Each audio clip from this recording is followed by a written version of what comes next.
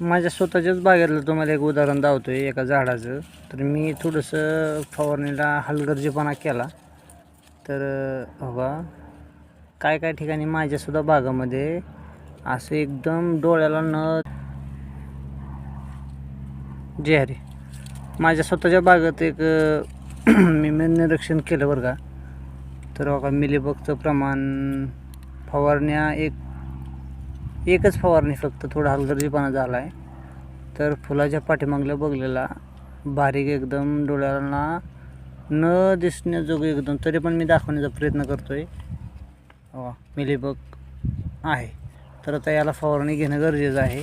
आणि पंप लावताना काळजी घेणं की बघा हे आळीनं पण चाटलेलं आहे, किंवा बघा मला वाटतं हे बहुतेक जे आपलं हसोल वगैरे असतात का बारकी लहान लहान, त्या हसोलानं याचा कार्यक्रम केला आहे.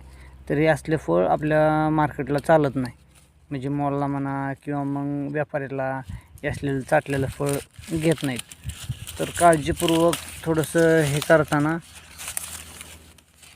फवारण्याचं व्यवस्थापन व्यवस्थित करणं गरजेचं आहे, आणि फवारण्या घ्यायलाच पाहिजेत.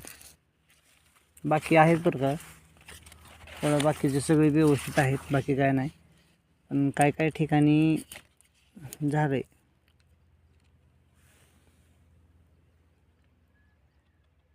म्हणजे जे माझं झालं आहे, माझं चुकलं आहे ते कमीत कमी हा चुका तुम्ही तर करू नका, हा सांगण्याचा प्रयत्न. बस आपल्या बळीराजाला आपणच वाचू शकतो, एकमेकाला आपणच सांगितलं पाहिजे की असं केल्यानंतर हे होतं आहे ते होतं आहे. ह्या गोष्टीचं ज्याला माहिती आहे त्यांना आवश्यक सांगितलंच पाहिजे.